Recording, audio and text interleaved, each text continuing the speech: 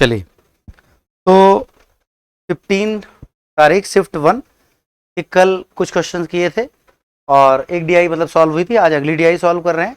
DI solve करते समय हमारा कंसंट्रेशन ये बिल्कुल नहीं है कि हम जल्दी करें, हम उनके कंसेप्ट को पकड़ रहे हैं, क्योंकि यहाँ नंबर ऑफ क्वेश्चन बाद में समझ में आता है, पहले हमें क्वेश्चन ही समझ में आए। अगर हमें क्वेश्चन ही नहीं समझ में आएंगे तो हम उनको और बेहतर बिल्कुल नहीं कर पाएंगे। ठीक, तो चलिए अगला क्वेश्चन है। 6 व्यक्ति क्वेश्चन नंबर 6, एक व्यक्ति एक दिन में 5 कारें खरीदी और 10 दिन के लिए किराए पर रखी। 5 कारें खरीदी और 10 दिन के लिए किराए पर रखी। कार के स्टैंडिंग टाइम, खड़े होने के समय को ध्यान नहीं रखा गया। मतलब जैसे बहुत टाइम होता है, उसको कोई मतलब नई सवारी मिली तो कार खड़ी रही, तो उस टाइम को ध्यान नहीं रखा गया, ये क्वेश्चन कह रहा है। आगे कंटिन्यू करते हैं कि स्टैंडिंग टाइम को ध्यान में नहीं रखा गया। अब आपसे कह रहा है कि अ पर्सन बॉट 5 कार्स, तो इंग्लिश हिंदी ओके हो गया। Alto, Swift, Tiago, mini and Kwid. अच्छा सवाल है। माइलेज पर car 25 kilometre per litre, 22 kilometre per litre, 30 kilometre per litre, 20 kilometre per litre, 25 kilometre per litre, ऐसे। Average amount diesel per day use, ठीक है, per day उन्होंने use किया, 10 दिनों के लिए किराए पर रखी गई थी, ये ध्यान में रखिएगा, जो डेटा हमें यहां से मिलता है। ठीक, ये कारें 10 दिन के लिए रखी गई थी, ये आपको और बताया गया। अब आगे कंटिन्यू करते हैं। अब आगे आपसे कहा गया total time taken to cover the total distance which is covered during 10 days. 10 दिनों में जो कुल समय लिया गया, total time taken to cover the total distance which is covered during 10 days. 10 दिनों में जो कवर किया गया टोटल टाइम 50 घंटे और 55 घंटे और 50 घंटे और ऐसे करते 80 घंटे, अलग अलग टाइम दिए गए जो डिस्टेंस उन्होंने कवर की, ये आपको बताया गया। अब इस पे क्वेश्चंस आएंगे, इनको हम समझेंगे। पहला सवाल, पहला क्वेश्चन ये कि आपको बताना है कि फाइंड करना है, फाइंड द रेशियो ऑफ, कह दिए गए प्रश्न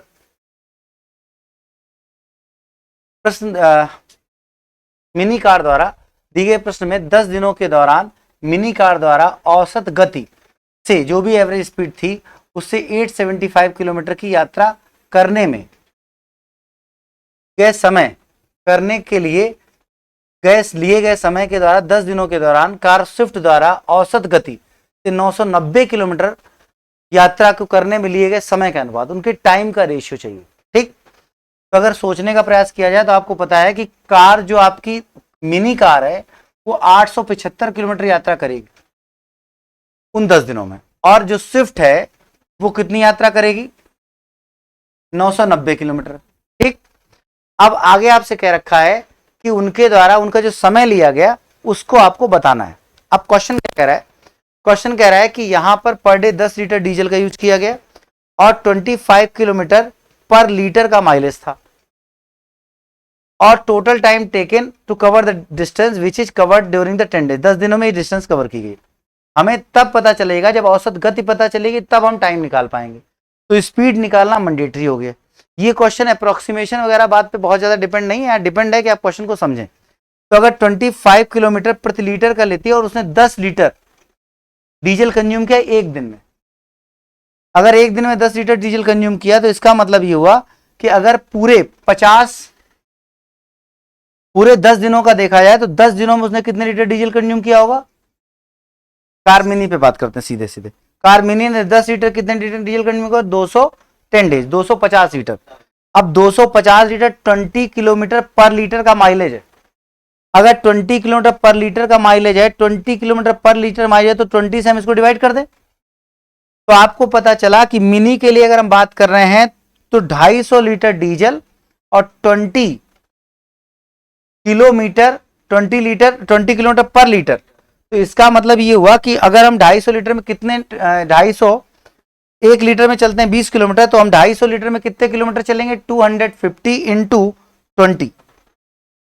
1 लीटर में 20 किलोमीटर, तो 250 लीटर में डिस्टेंस चलेंगे कितनी, 5000 किलोमीटर। इसका मतलब 5000 किलोमीटर डिस्टेंस हमने रन की है। ध्यान समझना, हमारी गाड़ी 20 का एवरेज देती है, हमने 250 लीटर कंज्यूम किया। इसका मतलब जितने दिन भी यात्रा रही उसमें हमने 5000 किलोमीटर डिस्टेंस रन की, लेकिन समय कितना लिया, ये पूरे 10 दिन का समय दिया गया है। तो जितने दिन हमारी गाड़ी चली, क्योंकि जब स्टैंडिंग रही तब उस समय डीजल कंज्यूम ही नहीं हुआ, तो डिवाइड बाई 80। इसका मतलब इसकी जो स्पीड है वो आपकी है 500/8 किलोमीटर पर आवर। समझ में आया? अब आ जाओ कार कौन सी, स्विफ्ट। स्विफ्ट कार ने 22 किलोमीटर प्रति लीटर, 10 लीटर पर डे, तो 10 दिनों में 100 लीटर, तो पूरी यात्रा 2200 किलोमीटर। तो 2200 किलोमीटर की यात्रा लेने में 55 घंटे का समय 11 से एलिमिनेट कर सकते हो। 11 दूनी 22, 200 और ये 11 पचे 55, तो 40 किलोमीटर पर आवर। ये स्पीड रही किसकी, स्विफ्ट की। 22 किलोमीटर प्रति लीटर, 100 लीटर डीजल कंज्यूमर, एक दिन में 10 लीटर, 10 दिनों में 100 litre, 100 litre diesel, 22 kilometre per litre multiply किया तो टोटल डिस्टेंस हो गई कितनी, 2200 किलोमीटर। 2200 किलोमीटर की यात्रा करने में कुल समय 55 घंटे। डिस्टेंस अपॉन टाइम, स्पीड आ गई। ये एवरेज स्पीड इसकी, ये एवरेज स्पीड इसकी। अब क्वेश्चन पे आ जाओ वापस। क्वेश्चन कर 875 कौन चलेगा, मिनी। मिनी स्पीड, मिनी जो डिस्टेंस चलेगी, टाइम T1, मतलब इसका T1 रेशियो टाइम T2। यहां पर कॉन्टिन्यूसली बात की जाए तो 875 डिवाइडेड बाई हमारी कार मिनी। मिनी की स्पीड एवरेज क्या आई थी, 500/8। 500/8 रेशियो तो इसका time 990 kilometre distance divided by इसकी स्पीड 40 किलोमीटर पर आवर। ठीक, तो डिस्टेंस, अब स्पीड पता चलेगा, इस स्पीड से इस दूरी को डिवाइड किया, यहां से आपको पता चलेगा उनका रेशियो। सॉल्व करिए।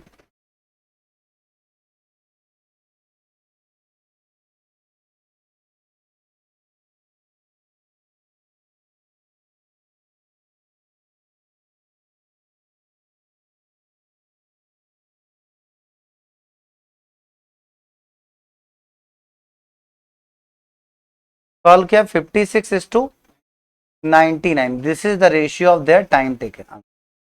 ठीक, तो मेन कंसेप्ट यहां तक था। ये माइलेज है, इससे डिस्टेंस आई, टाइम पता था, स्पीड आ गई।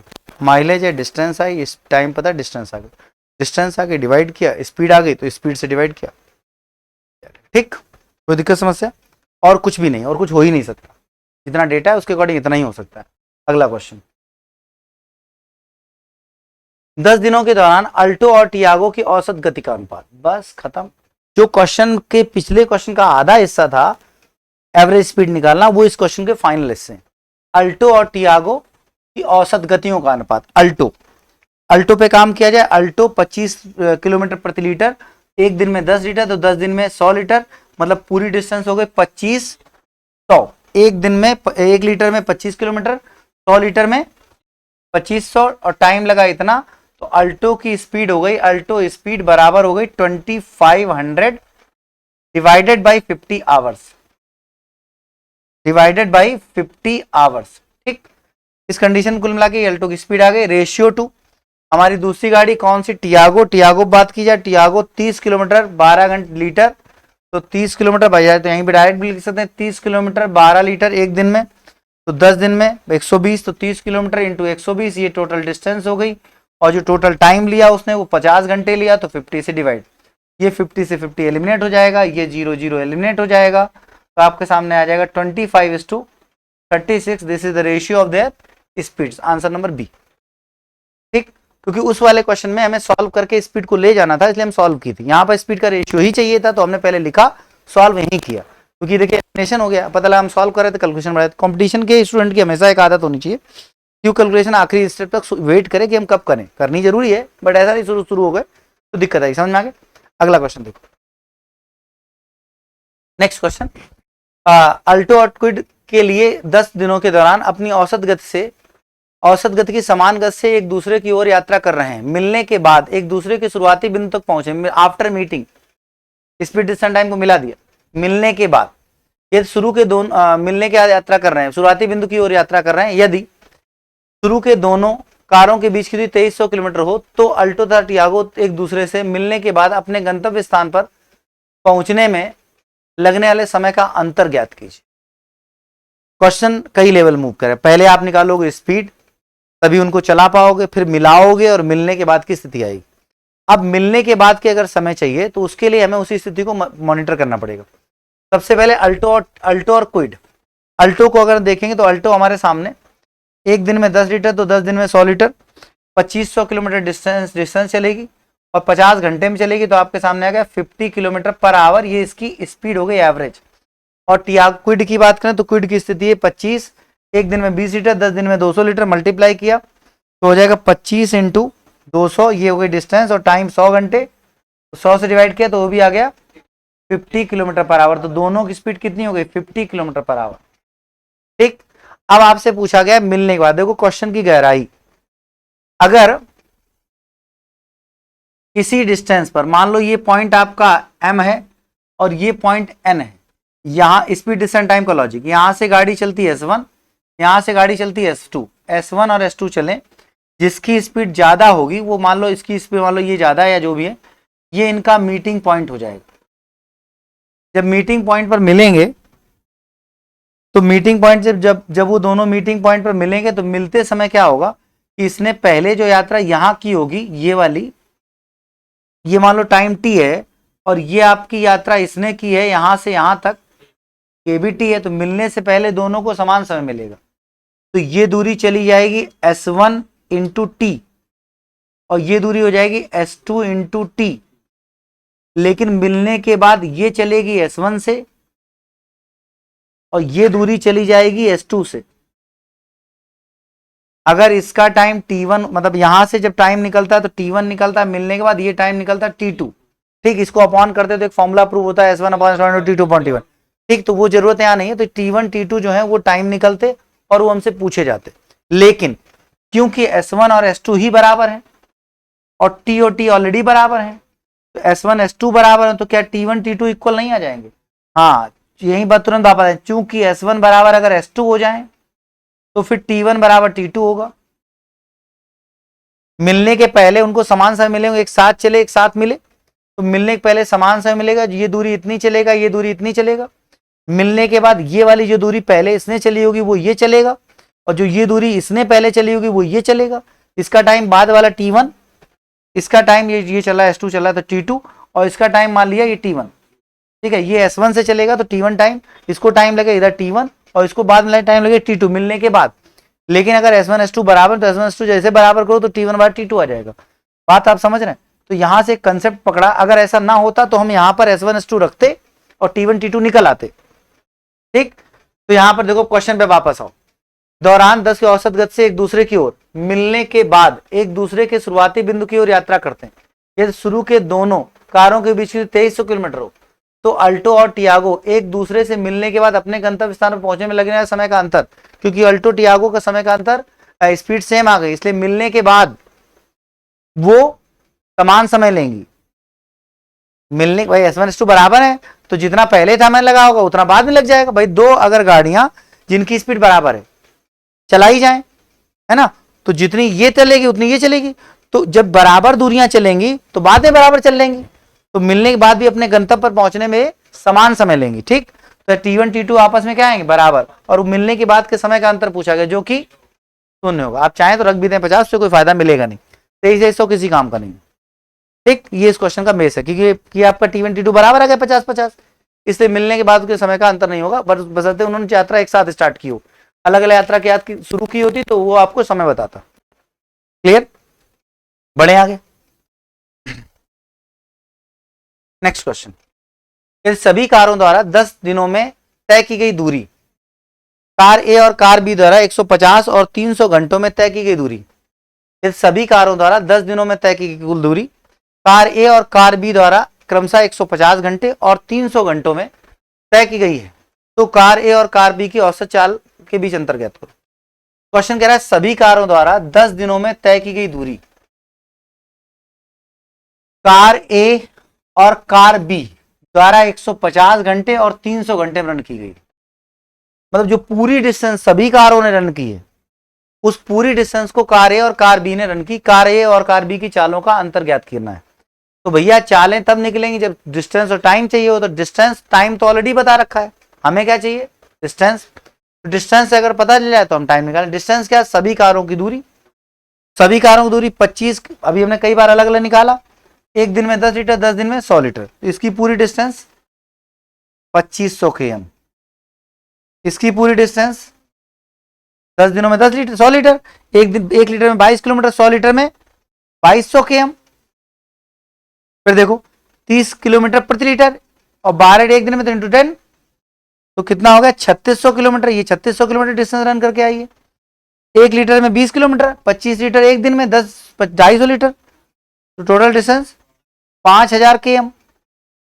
एक दिन में 20 लीटर, 10 दिन में 200 लीटर, मल्टीप्लाई कितना 5000 km। तो इसने भी डिस्टेंस कितनी रन की है 5000 km। बोलो क्लियर है। अगर इसने 5000 km डिस्टेंस रन की है तो ये आपके सामने टोटल डिस्टेंस 5000 km। अब उनका सबकी डिस्टेंस टोटल कैलकुलेटिव क्वेश्चन है, सबकी डिस्टेंस टोटल तो जोड़ी नहीं पड़ेगी, विकल्प कुछ नहीं है आपके पास। तो 2500 जैसे जोड़ा जाता है, 5 5 10,000, 10,000, 10,000 के बाद 13,000, 13,600, तो 6,600 भूल जाओ।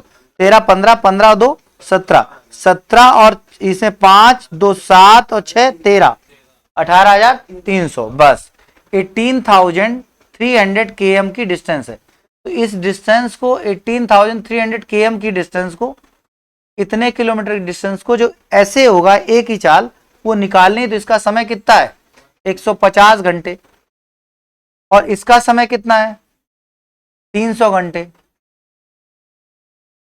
ठीक, स्पीड का अंतर पूछा है, सॉल्व करना पड़ेगा, विकल्प कुछ नहीं। डिनोमिनेटर सेम है, न्यूमिनेटर सेम नहीं, किसी से घट जाएगा। वो अलग बात है कि यहां पर इसका समय आधा है तो चाल दुगनी आएगी। ठीक है, सॉल्व किया कितना है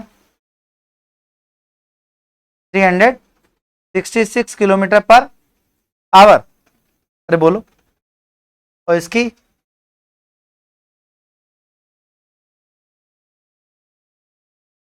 300, क्या सॉल्व कर रहे हो, ये कितना है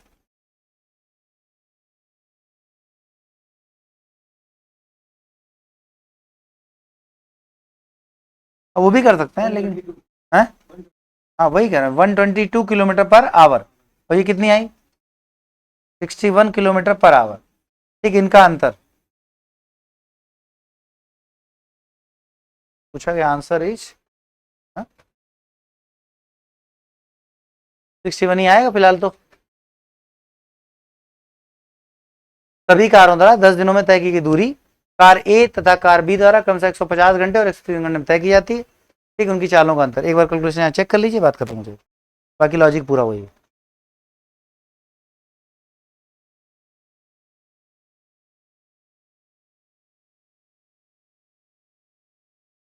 सही है ना, तो 60 बनाएगा, फिर ये टाइप गलत हुआ होगा।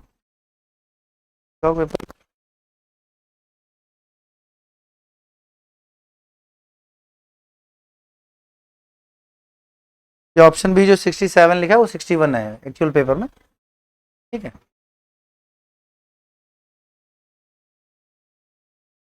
आगे बढ़ते हैं।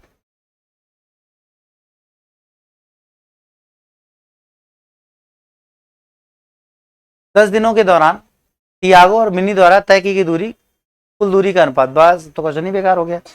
10 दिन टियागो, टियागो मतलब 10 दिन 120 लीटर, तो कितना हो गया 3600। टियागो चलेंगी 3600 किलोमीटर, समझ में आ रहा है। और उसके बाद मिनी, मिनी का हम कई बार निकाल चुके हैं। एक दिन में 10 लीटर, 25 लीटर, 10 दिन 25 लीटर, 250 लीटर, 250 इंटू 220, तो कितना आया टियागो मिनी, मिनी मिनी कितनी डिस्टेंस रन करेगी 5000 km, सही है। और इनकी डिस्टेंसेस का अनुपात तो कितना हो गया 18 और 18:25, आंसर इज ए। ठीक, क्वेश्चन कंप्लीट हुआ। उसके बाद आगे बढ़ते हैं। अब अगली डीआई थोड़ी डिफरेंट है। ठीक है, नेक्स्ट ये डीआई आपकी कंप्लीट हो गई, इसमें आपको ग्राफ बना के दिया गया, ए और बी दो अलग अलग, एक्चुअल पेपर में मतलब डार्क और वो था, यहाँ समझ नहीं आता तो अलग अलग कलर दे दिए गए। ठीक, और इस पे भी 5 सवाल है। निम्नलिखित आरेख का अध्ययन करें और 2001 से 2006 तक 6 वर्षों के दौरान प्रत्येक वर्ष की शुरुआत में कंपनी में शामिल होने वाले, कंपनी छोड़ने वाले कर्मचारियों की संख्या को दर्शाया गया है। यहाँ पर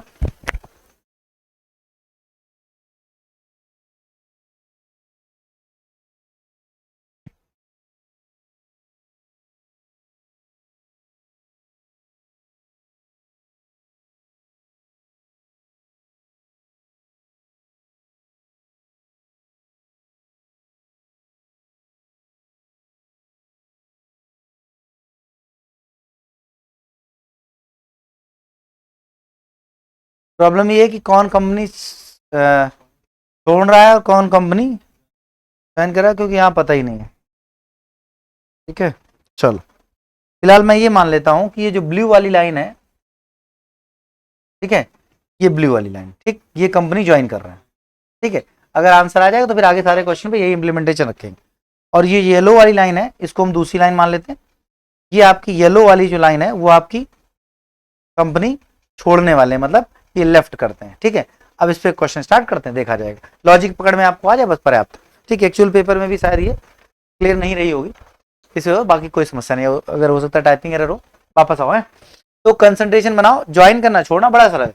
मान लो एक कंपनी में कुछ एम्प्लॉई हैं, कुछ 10 लोग आए, 5 लोग चले गए तो 5 एक्स्ट्रा हो गए, 10 लोग आए 15 चले गए तो 5 और कम हो गए। तो ये सिनेरियो आपको ओवरऑल सेम देखने को मिला। अगर यहाँ पर कुल मिलाकर देखा जाए तो हम सिंपली ये पाते हैं कि हमारे पास जो ओवरऑल सिनेरियो, उस हिसाब से यहाँ पर ये क्वेश्चन में छोड़ने वाले करने वाले लोग हैं। अब यहाँ पे कोई क्वेश्चन नहीं है, यहाँ पे सिर्फ डीआई समझाने का प्रयास किया गया था। अब यहाँ पे क्वेश्चन नंबर जो आपका 11, ये हमने माना था ज्वाइन वाले, है ना।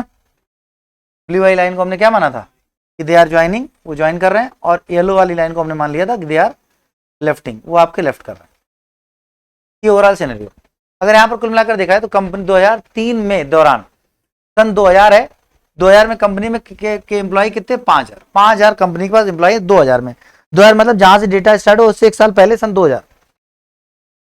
करेक्ट, सन 2003 के दौरान कंपनी में कार्यरत कर्मचारियों की संख्या। अगर आपके पास सन 2000 में डेटा है तो आप 2003 में आने से पहले 2001, 2002 और 2003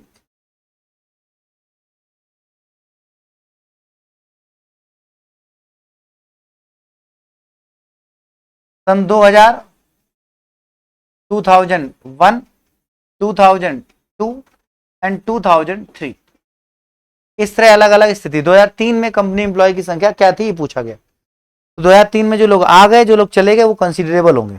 ठीक, अब यहां पहुंचे सन 2000। सन 2000 की अगर बात की तो सन 2000 में क्या हुआ, सन 2000 में कंपनी के पास एम्प्लॉय की संख्या 5000 है। अब सन 2000 में एक चेंज आया, क्या हुआ, 500 लोग ज्वाइन करते हैं और 400 छोड़ देते हैं। मतलब इस वर्ष कंपनी में 100 एम्प्लॉय बढ़ गए। जब आप पेपर में तो ये चीज बहुत सरल होती है, मुझे समझाने इसलिए मैं टाइम ले रहा हूं। सन 2002, 2002 में क्या हुआ, 500 लोग छोड़ रहे हैं। ठीक है, और 450, 450 लोग क्या कर रहे हैं, ज्वाइन कर रहे हैं। तो यहां क्या हो रहा है, 50 कम हो रहे हैं। सन 2003 में, हाँ नहीं, 600 है,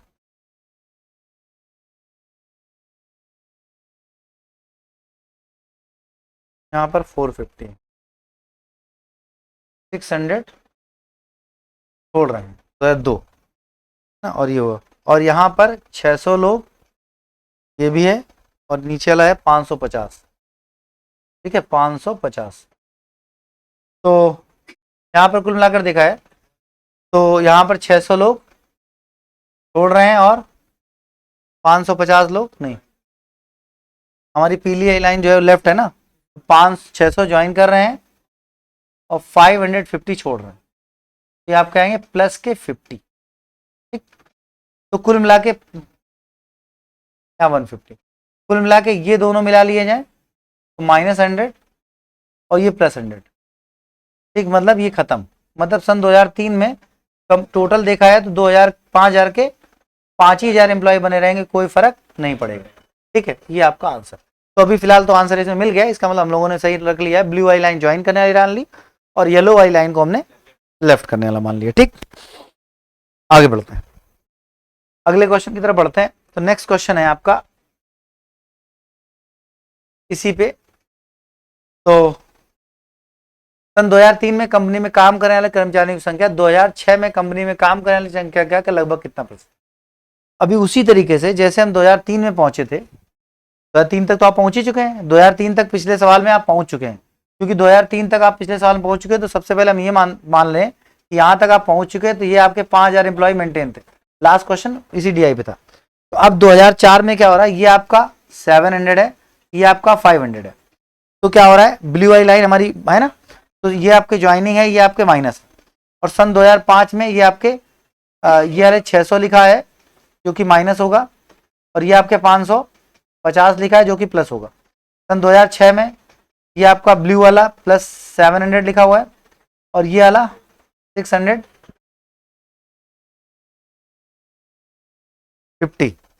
650 क्या हो रहा है, छोड़ रहे हैं।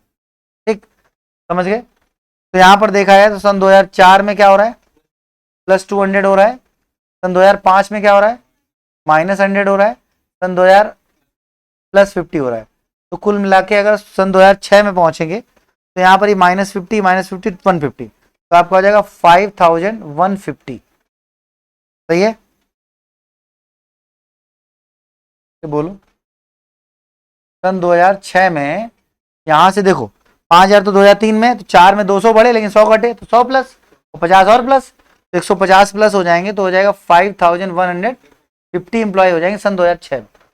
ठीक, ये मानते हुए हम इसको कैलकुलेट कर रहे हैं। अगर ये ऊपर नीचे हम लोग गलत सोचा होगा तो आंसर नहीं आएगा, उससे कोई इश्यू नहीं है। मैंने आपको लॉजिक पकड़ना।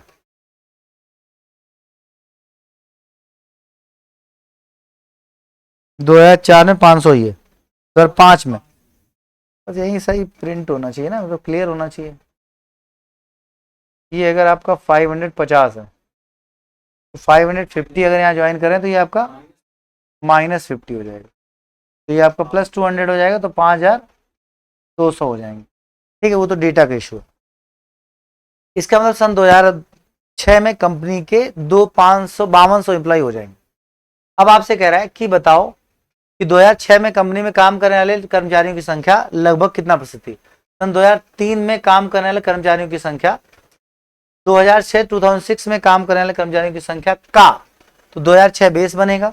तो जो डिमांड है वो ये है कि 5000 2003 वाले 5200 का कितना प्रतिशत, ठीक, इंटू 100% के लिए।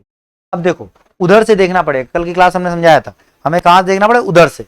ये लगभग बराबर है, तो इसका जो हमारा 1% है वो 50 है, 52 है, 2% 100, 3% 150, 4% से थोड़ा कम कम है, मतलब 96% से ज्यादा आंसर होना चाहिए। आंसर नहीं आया समझ में। कहा था जब लास्ट क्लास में बात हुई तो आपका ये कंसर्न था कि इधर से देखना आसान है, इधर से देखो तो टाइम लग जाएगा, उधर से देखो ना। 1% 52, 4% कम कर दोगे तो 5000 से नीचे आ जाओगे, और 3% कम कर दोगे तो थोड़ा ऊपर बने रहोगे। इसका मतलब 3% से तो ज्यादा कम है, लेकिन 4% से कम कम है, मतलब 96 से और 97% के बीच में। 96 और 97 के बीच में एक ही आंसर मिला, आंसर हो खत्म, कुछ और देखने की जरूरत नहीं। ठीक, बाकी फिलहाल ये जो करेक्शन वाला है ये सही लिखा होना चाहिए तो सही रहता है। ये ज्वाइन, ये आपके लेफ्ट वाले, हमने ये पहले ही मान लिया। ठीक है, चलो आगे नेक्स्ट क्वेश्चन। दी गई अवधि के दौरान किसी भी वर्ष में कंपनी में शामिल होने वाले कर्मचारियों की संख्या न्यूनतम का कंपनी छोड़ने वाले कर्मचारियों की संख्या अधिकतम के अनुपात, the ratio of the least number of employ joining, ये ज्वाइनिंग है, और ये आपके लेफ्ट है। दिए गए वर्षों में, इन द गिवन ईयर्स, दिए गए वर्षों में कंपनी के शामिल होने वाले कर्मचारियों की संख्या न्यूनतम, तो शामिल की कर्मचारी न्यूनतम संख्या कहां है, यही है 450।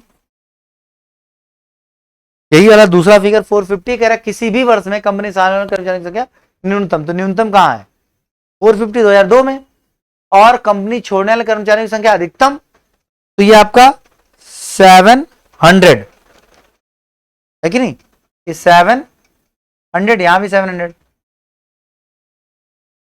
एक मिनट, हाँ ठीक है, ये लेफ्ट है। तो ज्वाइन करने वालों की संख्या अधिकतम, तो ज्वाइन करने वाले अधिकतम कितने होगा, ये ज्वाइन है, अधिकतम कितने होंगे 700।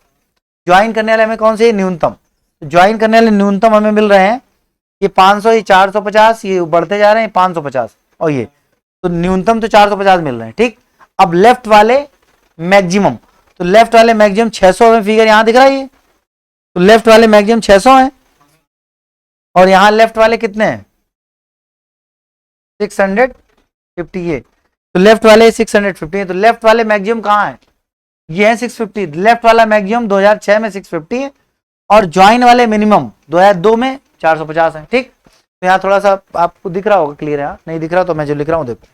अब आपसे कह रहा है कि दी गई अवधि के दौरान किसी भी कंपनी में शामिल होने वाले कर्मचारियों की संख्या न्यूनतम 450 और लेफ्ट वालों की अधिकतम 650 का क्या पूछा है? रेशियो 9:13। आपका आंसर।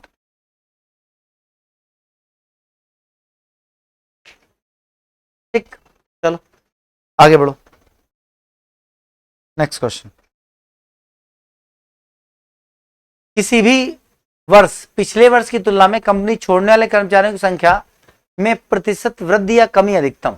कंपनी छोड़ने वाले पिछले वर्ष की तुलना में, ये क्वेश्चन बहुत अच्छा सवाल माना जाता है क्योंकि यहां लास्ट ईयर से कंपैरिजन होता है। ठीक, अब हमारे पास ऑप्शन है 2002, तो 2002, 2004 और 2001 और 2003। 2001 में हमारा आंसर हो नहीं पाएगा, हम सोच ही नहीं पाएंगे। क्यों? क्योंकि 2001 के पिछला वर्ष है ही नहीं। ठीक, उसके आगे 2003 में भी सोच सकते हैं क्योंकि उसके पीछे हमारे पास बस का डेटा है जो है छोड़ने वालों का, और 2004 में भी सोच सकते हैं क्योंकि उससे पीछे भी छोड़ने वालों का डेटा हमारे पास है, और 2002 में भी सोच सकते हैं क्योंकि उससे पीछे वाले भी छोड़ने वालों का डेटा है। एक एक वर्ष से स्टार्ट करते हैं। 2002 में कंपनी छोड़ने वालों की संख्या में प्रतिशत वृद्धि या कमी। पिछले वर्ष की तुलना में कंपनी छोड़ने वाले कर्मचारियों की संख्या में प्रतिशत वृद्धि कमी। तो ये हमारा जो ये येलो था यही लेफ्ट था। अब थोड़ा सा एकदम डेटा थोड़ा क्लियर कर लेते हैं। ये कितना लिखा है? 400। ये कितना लिखा है? 600। ये कितना लिखा है? 550। छोड़ने वाले ऐसा ही कर रहे हैं। ये आपका 500, ये आपका 600 और ये लिखा है 650। ठीक, अब आपसे 2002 पिछले वर्ष की तुलना में, 2002 में 600 छोड़ रहे हैं, पिछले वर्ष की तुलना में वृद्धि हुई है, छोड़ने वालों में वृद्धि हुई है। जहां पहले 400 लोग छोड़ते थे वहां अब 600 छोड़ रहे हैं, तो कितनी वृद्धि हो गई? 200 लोगों की वृद्धि हुई है। छोड़ने वालों में वृद्धि हुई है 400 से। बस ऐसे लिखिए, पहले परसेंटेज इंटू 100 हो जाएगा। ठीक, परसेंटेज लगाना तो अभी लगा लो, बाद में बताएं कैसे सॉल्व करना है। 2004, 2003 से 2004 में ये कमी हुई है 50 की, क्योंकि कमी या वृद्धि दोनों ही चलेंगे, है ना? तो ये वृद्धि प्लस लगा सकते हो, ये कमी माइनस लगा सकते हो। और कहां से? 550 से इंटू 100। 2003, 2002 एक के इसलिए नहीं हो सकता क्योंकि उसमें पिछले वर्ष का डेटा है ही नहीं, तो हमने ऑप्शन से ही छोड़ दिया। 2000 जो है 2 क्वेश्चन देख लेंगे और इसमें गलती टाइप कर रखा हो। हाँ, क्वेश्चन नंबर 14 ये है ना, DI 14। हाँ सही है, चलो कोई बात नहीं। 2003 में आ जाओ। 2003 में पिछले वर्ष की तुलना, यहाँ 600 लोग छोड़ रहे थे, यहाँ पर 500, तो क्या हो गया? 50 की क्या हो गई है? कमी। कहां से? 600 से इंटू 100। अब उसने कहा अधिकतम है, मैक्सिमम, मतलब वृद्धि हो या कमी हो उससे फर्क नहीं पड़ता, परसेंटेज मैक्सिमम होना चाहिए। जरा देखो इन दोनों को, देखो इसमें प्लस माइनस का फर्क नहीं पड़ेगा क्योंकि वहां वृद्धि और कमी दोनों कह दिया है। तो यहाँ पर पॉजिटिव नेगेटिव कोई मतलब, दोनों नेगेटिव कोई फर्क नहीं, दोनों पॉजिटिव तो कोई फर्क नहीं पड़ता। परसेंटेज की न्यूमेरिकल वैल्यू इसकी कम आएगी, इसकी ज्यादा आएगी या इसकी ज्यादा आएगी? 100%। क्यों? क्योंकि न्यूमिनेटर सेम है और डिनोमिनेटर छोटा है। छोटा डिनोमिनेटर वैल्यू बड़ी, तो ये खत्म हो गया। इन दोनों में ये बढ़ा देता है, इसको खत्म बिना सॉल्व किए। यहां आ जाओ, ये 200, 400, ये 50, ये अगर हम थोड़ा ध्यान दें तो 10% से भी कम है, और यहां पर 50% के अराउंड है, तो यही तो मैक्सिमम है आंसर। ठीक हो गया, आगे बढ़ते हैं। इसका नेक्स्ट क्वेश्चन क्या है? 2003 तक कर्मचारियों की संख्या में लगभग कितने प्रतिशत की वृद्धि हुई? 2002 से 3, तो 2002 में कर्मचारी निकालने पड़ेंगे हमें। 2002 में कर्मचारी निकालने के लिए हमें ज्वाइन और वृद्धि हुई सबको ऐसे करना पड़ेगा। तो यहां पर ज्वाइंट कितने हैं? तो सही करते हैं, 500 ज्वाइन है और 400 लेफ्ट है ना, 400 लेफ्ट है। ठीक, तो ये ओवरऑल क्या हो रहा है? प्लस का 100। ठीक है, प्लस 100।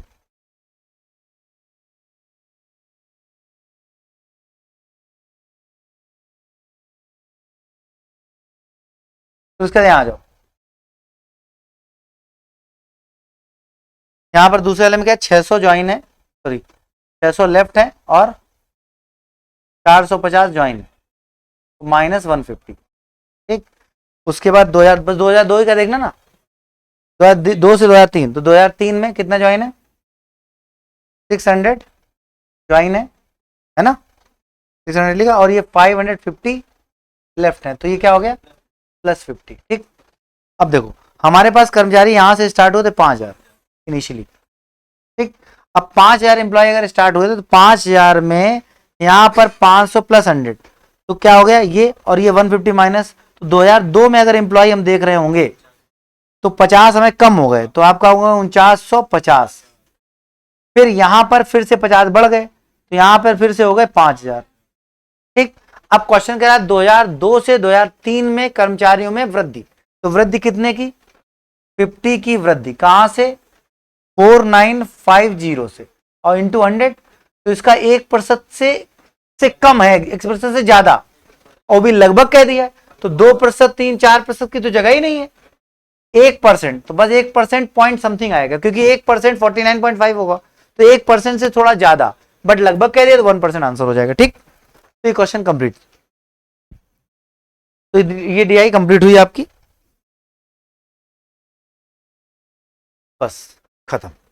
तो आज हम लोग 2 डीआई सॉल्व की, ठीक है, 2 डीआई सॉल्व की, हमने पहले भी कहा क्योंकि अभी शुरुआत है तो धीरे धीरे शुरू करते हैं, फिर ये जो है क्लासेस लंबी होने लगेंगी, हम लोग ज़्यादा ज़्यादा क्वेश्चन सॉल्व करने लगेंगे। और अभी आज 2 डीआई सॉल्व हुई, आपने इन चीज़ों में सीखा होगा कि अलग अलग तरीके से क्वेश्चन को कैसे सॉल्व किया जाता है, कि जब एग्जैक्टली एग्जाम में होता है और हमें लिख के किसी को दिखाना नहीं होता तो इसमें फ्लो बहुत तेज होता है, ठीक है, लेकिन वो सब चीज़ें दिमाग में चलती रहनी चाहिए जैसे मैं आपको सिखा रहा हूँ, ठीक। Okay, thank you.